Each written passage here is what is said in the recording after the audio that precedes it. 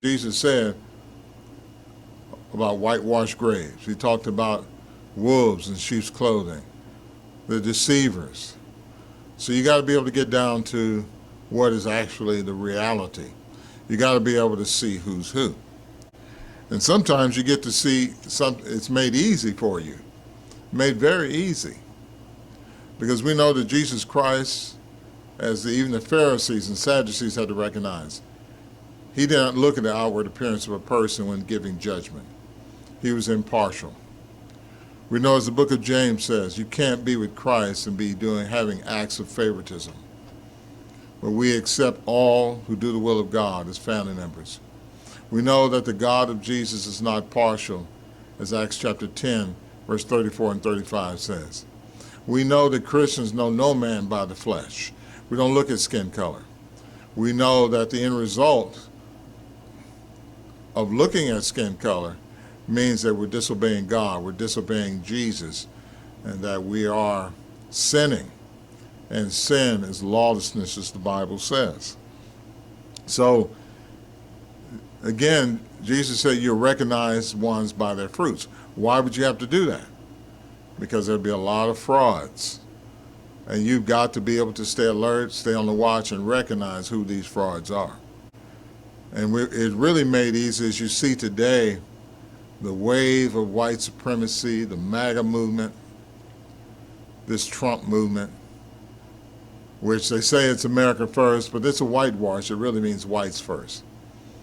And you can tell that because you ask them one basic question. You ask them to do one thing, and they will not do it. And what is that? Denounce whites first, white racism, white supremacy. Denounce all its forms and all groups supporting that. They won't do it because that's what it's about. You see, when you know what the scriptures say and able to expose what humans are doing, you're able to see what's reality.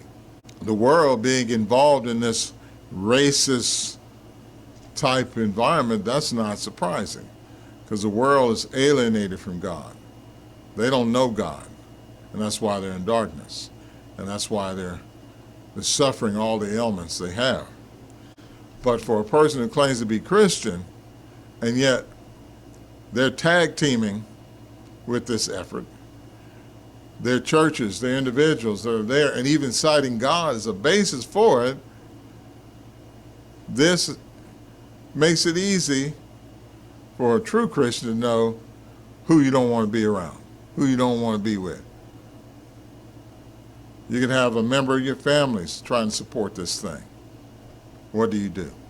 Well, you try to help them understand. You claim to be Christian, but this is what the Bible says. If they're unrepentant after your several attempts, as the Bible says, you don't associate with them. It's 1 Corinthians chapter 5. We don't associate with such people because they're bad associations. The Bible says bad associations spoils with habits.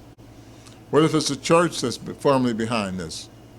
We just heard of one pastor, he was trying to let the church know you can't do this following of this Trump movement, and he was showing the reasons why and this racist movement. Well, what did they do? They fired him. He wasn't tickling their ears. As the Bible said, they will accumulate people to tickle their ears, these people, these false Christians.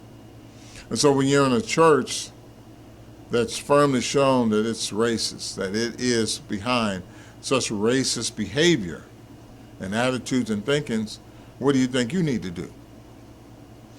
Revelation 18:4, get out from there. You tried to, maybe you tried to help them, but they don't want to listen. They're unrepentant. You need to get away from them. Because if you don't get away from them, God will be charging you. You will share with the judgment that is saved up on the day when Jesus returns. You got the Republicans, they want to enforce rights first narrative on people and all kind of lawlessness. And you got the Democrats, they want to force same-sex and abortion on people. Neither one aligns with God's will.